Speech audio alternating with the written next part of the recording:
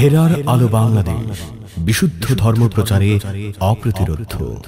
অর্থাৎ পৃথিবীটা এমন এক জায়গা যে এখানে সুখ আছে, শান্তিও আছে, বিপরীতে দুঃখ কষ্ট যন্ত্রণা এগুলো আছে। সবটাই থাকবে পৃথিবীতে। শুধুই দুঃখ কষ্ট এটাও যেমন নিশ্চিত না, আবার শুধুই সুখ আর শান্তি এটাও কিনা নিশ্চিত না। শুধুই যন্ত্রণা কষ্ট জাহান্নামে, আর শুধুই সুখ জান্নাতে। পৃথিবীতে দুইটাই আছে, সুখ আছে, দুঃখ কষ্টও আছে।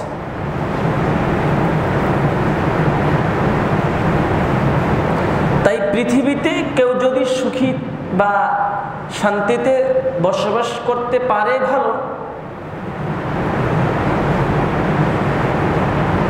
এবং সুখ শান্তি আরামে বসবাস করতে সবাই চায়, আমিও চাই, আপনিও চান, আমরা পৃথিবীর সব মানুষ চাই। পৃথিবীর সুখের জন্যই তো আমাদের জীবনের যত কষ্ট, যত মেহনত, যত পরিশ্রম আছে আমি আপনি করে চাচ্ছি পৃথিবীতে সুখে থাকতে। আমি শুধু সুখ, আমারই শুধু সুখ, শুধু এতটুকুই চাই তা নয়, বরং আমার পরে আমার ছেলে মেয়েরাও সুখে থাকুক, আমারও বর্তমানে আমার স্ত্রী সুখে থাকুক। এগুলো সব চিন্তা মাথায় নিয়ে দৈনিক পরিশ্রম করে যাচ্ছি, ঠিক কিনা? এরপরেও যেভাবে সুখ চাই, যেভাবে শান্তি আরাম চাই, সেইটুকুর নাগাল হয়তো পাই না, চেষ্টা করি পাই না। এখানেই হলো আল্লাহ রাব্বুল আলামিনের নিয়ন্ত্রণটা, যে বান্দা তুমি যা চাও তা পাবে না, আবার পাইতেও পারো, কিন্তু তোমাকে যা দেওয়ার, তুমি যা চাচ্ছ তা সব দেওয়ার মালিক আমি দিব তোমাকে।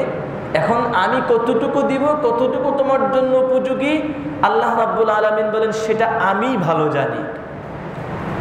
আপনি তো কোটি কোটি টাকা চাই, বিশাল বিশাল বিলাসবহুল বাড়ি চাই, গাড়ি চাই, কোথাও যেন কোনো ঘাটতি না থাকে। দুনিয়াতে এই চাহিদা প্রত্যেক মানুষের আছে, কিন্তু আল্লাহ রাব্বুল আলামিন প্রত্যেককে এই চাহিদা পূরণ করেন না। আল্লাহ রাব্বুল আলামিন ভালো জানেন যে বান্দা যা চাচ্ছে তা বান্দার জন্য উপকারী কিনা। আপনি কিন্তু জানি না, কিন্তু চাই, ঠিক কিনা? চাচ্ছি, অঢেল সম্পদ চাই, ভালো খুব দামি বিলাসবহুল একটা গাড়িও চাই, বিলাসবহুল বাড়িও চাই, সবই চাই, কোথাও কোনো ঘাটতি যেন না থাকে। কিন্তু আল্লাহ রাব্বুল আলামিন সেটা দেন না, কারণ আল্লাহ জানেন যে আমার জন্য এটা উপকারী অথবা উপকারী না। কতটুকু আমার জন্য দরকারি বা কতটুকু উপকারী সেটা আল্লাহ আমার চাইতে বেশি জানেন। এই বিশ্বাস আমাদের আছে না ভাই? এটা আল্লাহ আমার আপনার চাইতে ভালো জানেন। এই জন্যই আল্লাহ রাব্বুল আলামিন এই নিয়ন্ত্রণ ক্ষমতাটা সম্পূর্ণ আল্লাহ মানুষকে পৃথিবীতে কতটুকু দিবেন সেটা আল্লাহই ভালো জানেন, এবং যতটুকু দরকারি ততটুকু আল্লাহ দিবেন, কম দিবেন না। কম পাচ্ছি তো মনে করতে হবে সেটা এতটুকুই আমার দরকার ছিল, আল্লাহ এতটুকুই আমাকে দিয়েছেন। তো বেশি পেয়েছি তো মনে করতে হবে এতটুকু আমার দরকার ছিল, আল্লাহ এতটুকু আমার জন্য উপকারী হিসেবে মঞ্জুর করেছেন, তাই আমি পেয়েছি, এইভাবে মনে করতে হবে। বিপরীতটাও আছে,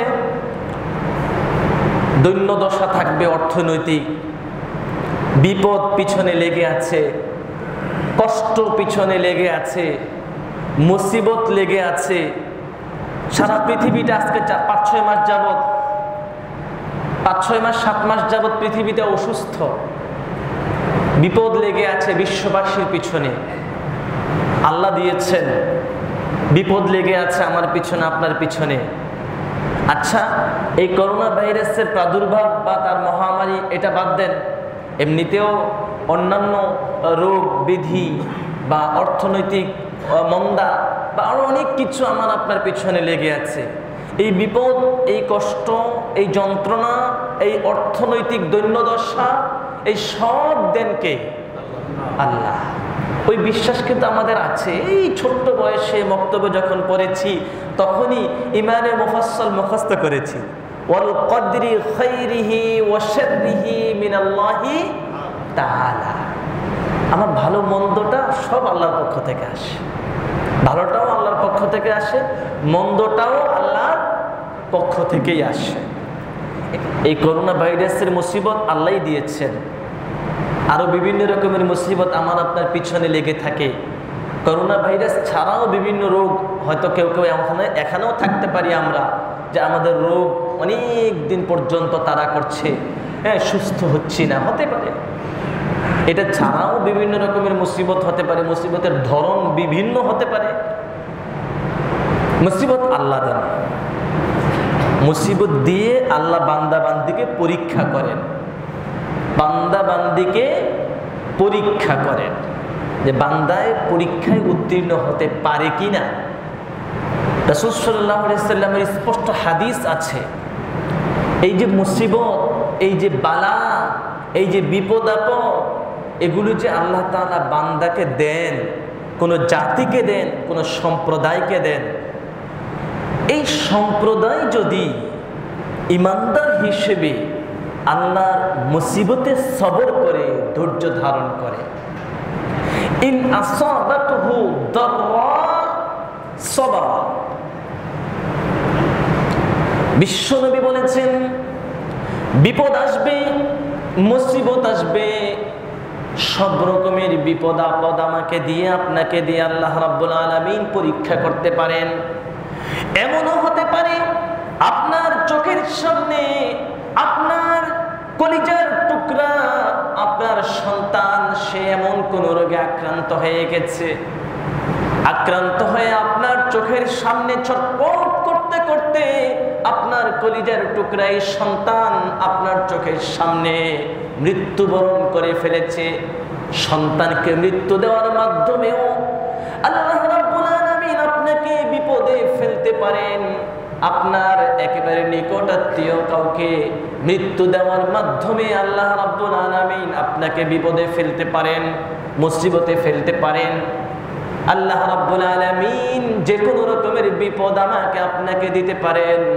বিশ্বনবী সাল্লাল্লাহু আলাইহি ওয়াসাল্লাম বলতেছেন, বান্দা যখন বিপদে পড়ে, বান্দা যখন মুসিবতে পড়ে বান্দা যদি সবর করে, ধৈর্য ধারণ করে, আল্লাহ রাব্বুল আলামিন ওই মুসিবত বান্দার জন্য রহমত স্বরূপ বানিয়ে দেন। সুবহানাল্লাহ।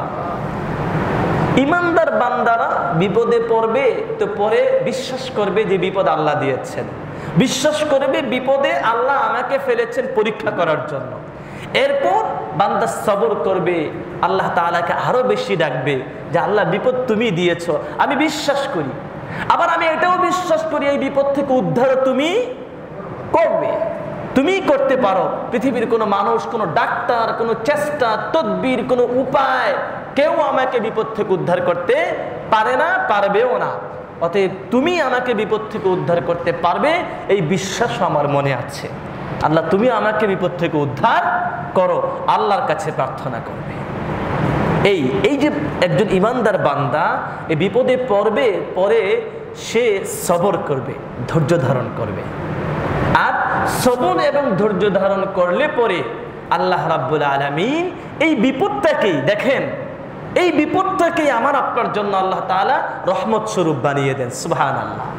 আর রাসূল সাল্লাল্লাহু আলাইহি সাল্লাম তো বলেছেন যে কোনো বিপদে পড়ে, কোনো মুসিবতে পড়ে, কোনো মহামারীতে পড়ে, করোনা ভাইরাসের মতো এরকম কোনো মহামারীতে পড়ে যদি আক্রান্ত হয়ে কেউ যদি মৃত্যুবরণ করে, বিশ্বনবী সাল্লাল্লাহু আলাইহি ওয়াসাল্লাম বলেছেন তার জন্য শাহাদাতের দরজা নসিব হয়ে যাবে। সুবহানাল্লাহ। বিপদ পৃথিবীতে আসবে, বিপদ আসার জায়গা এটা। জান্নাতে যাওয়ার পরে কোনো বিপদ নাই, কি বলেন আছে? জান্নাতে যাওয়ার পরে কোনো বিপদ আছে? নাই। বিপদ আসার জায়গা তো এটা। এখানে সবর করতে হবে, ধৈর্য ধারণ করতে হবে। বিপদে বিপদে ধৈর্য হারা হয়ে আত্মহত্যার মতো কোনো দুর্ঘটনা ঘটানো যাবে না। বিপদ আসবে, আসবে বিপদ, কিন্তু বিপদে সবর ধৈর্য ধারণ না করে ধৈর্য হারা হয়ে আত্মহত্যার পথ অনেকে বেছে নেয়। সেক্ষেত্রে দেখা যায় কেউ এভাবে ফাঁসিতে ঝুলে আত্মহত্যা করে, আবার কাউকে দেখা যায় বিষ পান করে আত্মহত্যা করে, আবার কাউকে দেখা যায় এভাবে ট্রেনের নিচে ঝাঁপ দিয়ে পড়ে বা বাসের নিচে পড়ে আত্মহত্যা করে, কেউ পাহাড় থেকে ঝাঁপ দিয়ে পড়ে আত্মহত্যা করে। বিভিন্ন রকমের পদ্ধতি আত্মহত্যার আপনারাও জানেন, পত্রপত্রিকা মিডিয়ার মাধ্যমে এরকম দুর্ঘটনা খবর আমরা জানি, দৈনন্দিন দেখতেছি আমরা। বরং কোনো কোনো গবেষণা প্রতিষ্ঠানের পক্ষ থেকে এমন কথাও আছে, দৈনিক পত্রিকায় আমি পড়েছি, দেখেছি, যে প্রতি বছর পৃথিবীতে 8 লক্ষ মানুষ, নারী বা পুরুষ 8 লক্ষ মানুষ আত্মহত্যা করে মারা যায়। এই যে দেখেন, মানুষ ধৈর্য হারা হয়ে যায়, মানুষ ধৈর্য হারা হয়ে যায়। বিপদে মুসিবতে মানুষের যে সবর করা, ধৈর্য ধারণ করা, ইন্নাল্লাহা মা'আস সাবিরিন ওয়া লানাবলুওয়ান্নাকুম বিশাইইন মিনাল খাউফি ওয়াল জু'i ওয়া নাকসিম মিনাল আমওয়ালি ওয়াল আনফুসি ওয়াস সামারাত ওয়া বাশশিরিস সাবিরিন। আল্লাহ রাব্বুল আলামিন বলেছেন, আমি তোমাকে ধন সম্পদ কমায়ে দিব, তোমার অর্থ সম্পদ কমায়ে দিব, তোমার ছেলে মেয়েকে কেড়ে নিব, মৃত্যু দিয়ে দিব, এবং আরো বিভিন্ন রকমের বালা মুসিবতে ফেলে দিয়ে আমি তোমাকে পরীক্ষা করব। এই পরীক্ষায় যদি তুমি উত্তীর্ণ হতে চাও তাহলে সবর করো। ইন্নাল্লাহা মা'আস সাবিরিন ওয়াল্লাহু মা'আস সাবিরিন ইয়া আইয়ুহাল্লাযীনা আমানুসবিরু ওয়াসসাবিরু ওয়ারাবিতু। বহু আয়াত আছে কোরআনে কারীমের মধ্যে, আমি বিস্তারিত বলতে যাচ্ছি না ওদিকে। সবর করতে হবে। এই সবর করতে না পেরে মানুষ নিজের জন্য ভুল সিদ্ধান্ত নেয়, নিজের জন্য ভুল সিদ্ধান্ত নেয়।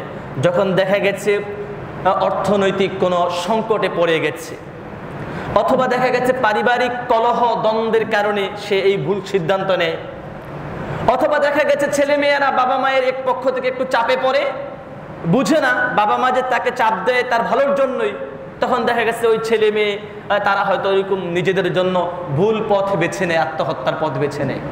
আবার দেখা গেছে যুবক যুবতীরা, তরুণ তরুণীরা নিজেদের পরস্পরের সম্পর্কের গোপন সম্পর্ক হয়, সেক্ষেত্রে একে অপর থেকে আবার বিচ্ছিন্ন হয়ে যায়। আর তখন বিচ্ছিন্ন হয়ে যাওয়ার পরে কোনো একজন হয়তোবা 2 জন আত্মহত্যা করে। এরকম পারিবারিক কলহ বেশিরভাগ হয় সাধারণত, পারিবারিক কলহ থেকেও কিন্তু আত্মহত্যার পথ অনেকে বেছে নেয়। এরকম বিভিন্ন রকমের দিক থাকে মানুষের দৈনন্দিন জীবনে, এরকম অনেক কিছু আসবে ভাই। পারিবারিক জীবনযাপন করতে গেলে দেখা গেছে যে নিজের স্ত্রী আছে, ছেলে মেয়ে আছে, ভাই বোন আছে, তাদের পরস্পরের সাথে অনেক কিছুই ঘটে, ভালো মন্দ, একটু মন কালাকালি করা, মান অভিমান করা, সবই তো হচ্ছে। তাই বলে কি আমার নিজেকে আমি কারো উপর অভিমান করে শেষ করে দিব? কি বলেন? এটা কিভাবে হয়? আপনার বিবেক বুদ্ধি, আপনার বিবেচনা কোথায় গেল জানেন?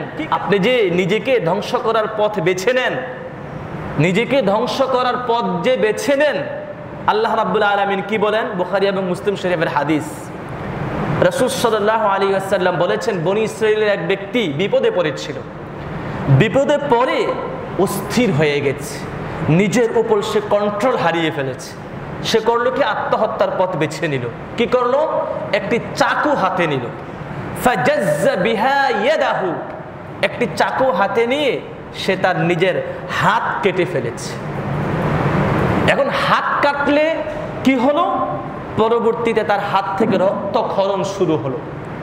রক্তক্ষরণ হতে হতে হতে একটা পর্যায়ে গিয়ে সে মৃত্যুর কোলে ঢলে পড়লো, মৃত্যু হয়ে গেল তার।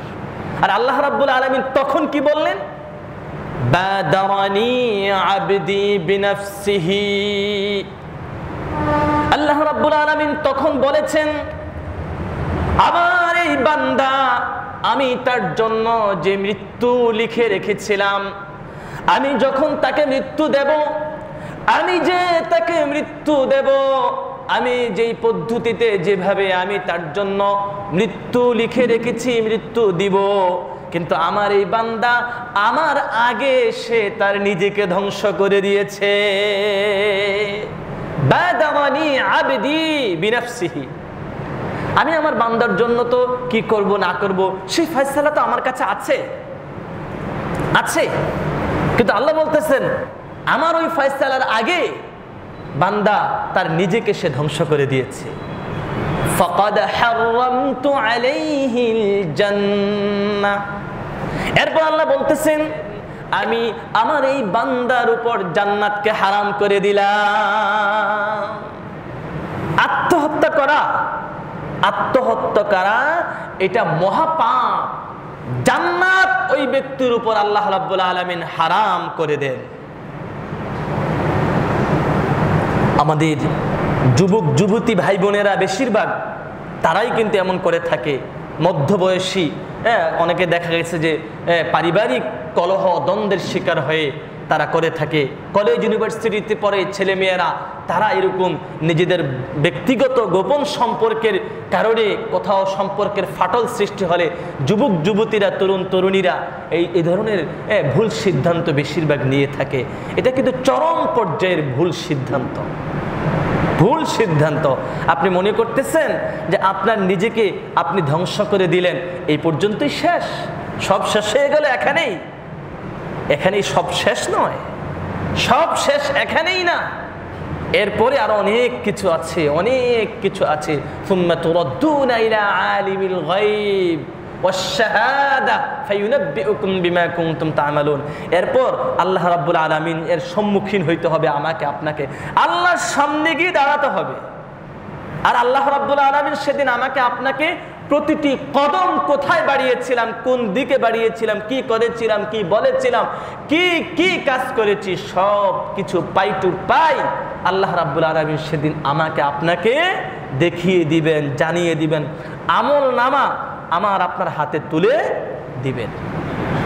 শেষ না, আত্মহত্যা করার মানে এই না যে আমার নিজেকে শেষ করে দিলাম তো সব শেষ হয়ে গেল। নো, সব শেষ হয় না, এখানেই শেষ না, আরো বহু কিছু আছে। তাই আল্লাহ রাব্বুল আলামিন এটাই বলেন যে আত্মহত্যা করে সেই লোকের জন্য জান্নাতকে আল্লাহ রাব্বুল আলামিন হারাম করে দেন। নাউযুবিল্লাহ। বুখারী এবং মুসলিম শরীফের মধ্যে আরেকটি হাদিস, রাসূল সাল্লাল্লাহু আলাইহি ওয়াসাল্লাম বলেছেন, মান তারাদ্দা মিন জাবালিন ফাকাতালা নাফসাহ, কোন ব্যক্তি যদি পাহাড় থেকে ঝাঁপ দিয়ে পড়ে, নিচে ঝাঁপ দিয়ে পড়ে আত্মহত্যা করে নিজেকে ধ্বংস করে দেয়, মনে রাখতে হবে ওই ব্যক্তি জাহান্নামে চিরদিন থাকবে। আর জাহান্নামেও সে এরকম পাহাড়ের উপর থেকে ওই জাহান্নামের আগুনের মধ্যে লাফ দিয়ে পড়বে, সেখান থেকে উঠে আবার পাহাড়ে যাবে, আবার লাফ দিয়ে পড়বে, ঝাঁপ দিবে আগুনের মধ্যে। এভাবে পাহাড় থেকে ঝাঁপ দিয়ে আগুনের মধ্যে পড়া, এটাই হবে তার সারা জীবনের শাস্তি।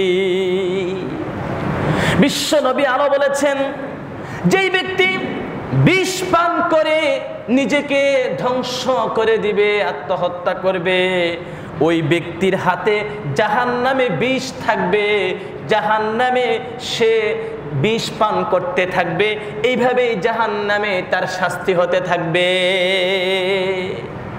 আবার বিশ্ব নবী সাল্লাল্লাহু আলাইহি ওয়াসাল্লাম এটাও বলেছেন, কোন ব্যক্তি যদি ভারী কোনো অস্ত্র দ্বারা নিজেকে ধ্বংস করে দেয়, জাহান্নামে ওই ব্যক্তির হাতে ওই ভারী অস্ত্র থাকবে, ওই অস্ত্রের মাধ্যমে নিজেকে সে আঘাত করতে থাকবে। যেভাবে আত্মহত্যা করবে জাহান্নামে তার শাস্তিটা ঠিক সেভাবেই হবে। দেখেন, খুব কঠিন কথা। আপনি দুনিয়ার এই সামান্য মুসিবতে পড়ে, বিপদে পড়ে, পরিবারের কোনো সদস্যের সাথে সামান্য মান অভিমান করে আপনি নিজেকে ধ্বংসের পথ বেছে নিচ্ছেন, আত্মহত্যার পথ বেছে নিচ্ছেন, অথচ আপনার জন্য জাহান্নাম অবধারিত হয়ে যাচ্ছে। জান্নাত নিশ্চিতভাবে আপনার জন্য হারাম হয়ে যাচ্ছে, আপনি কেন কেন আপনি এরকম দুর্ঘটনার পথ বেছে নেবেন? কি কারণে? কি কারণে? আজকে আমরা দেখলাম, পত্রপত্রিকায় দেখলাম যে ভারতের একজন যুবক, কি সুশান্ত সিং রাজপুত মনে হয় না নাম, আত্মহত্যা করেছে। দেখেন, মানে শুধু টাকা পয়সা মানুষের যদি সুখ হইতো, শান্তি হইতো, তাহলে কোটি কোটি টাকা পয়সার মালিক মানুষ আছে, আত্মহত্যা করতেছে। বোঝা গেল টাকা পয়সাই শুধু মানুষকে সুখ দিতে পারে তা নয়, টাকা পয়সার নামই সুখ তাও নয়। যাই হোক, এই যে একজন যুবক ভারতের, সে যে আত্মহত্যা করলো, সে একজন মুশরিক। আমরা দেখি আমাদের সমাজের কিছু যুবক ভাই, কিছু যুবক বোন, জানি না বুঝে না বুঝে, আল্লাহ ভালো জানেন, যে তার জন্য দোয়া করে, আল্লাহ তোমাকে জান্নাতে রাখুক, আল্লাহ তোমাকে জান্নাতে নসিব করুক, ওপরে তুমি ভালো থেকো। আচ্ছা বলেন তো, জান্নাতে যাওয়ার জন্য বা জান্নাতে থাকার জন্য, পরকালে সুখে থাকার জন্য প্রধান শর্তটা কি বলেন তো? ঈমান। শর্ত কি? আওয়াজ করে বলেন না, ঈমান। একজন মুশরিক সে আত্মহত্যা করেছে, সেই বিচার বিশ্লেষণ তাদের কাছে, আমাদের কাছে না। কিন্তু আমরা কি ঈমানদার হয়ে একজন মুশরিকের জন্য ওপারে ভালো থেকো, জান্নাতে থেকো, স্বর্গে থেকো, এই দোয়া কি আমরা মুসলমান করতে পারি? যারা করেছেন নিশ্চয়ই ভুল করছেন। আমার মনে হয় যে তাদের বোঝা উচিত যে একজন মুশরিক কখনো জান্নাতে যেতে পারে না। পৃথিবীতে একজন মুশরিক যত ভালো কাজ করুক, সে জান্নাতে যাবে না। জান্নাতে যাওয়ার জন্য পূর্ব শর্ত ঈমান পূর্ব শর্ত, মনে রাখতে হবে। এজন্য দোয়া নয়, তাদের জন্য দোয়া করবে কেন? দুঃখ হইতে পারে, সে মরে গেল, সে একজন যুবক মানুষ, তার জীবনের আর অনেক কিছু বাকি ছিল, হয়তো তাদের দৃষ্টিকোণ থেকে সে মরে গেছে, নিজেকে ধ্বংসের মুখে ফেলে দিয়েছে, কিন্তু তার জন্য দোয়া জান্নাতের, স্বর্গের ওপারে ভালো থেকো, এটা হইতে পারে না।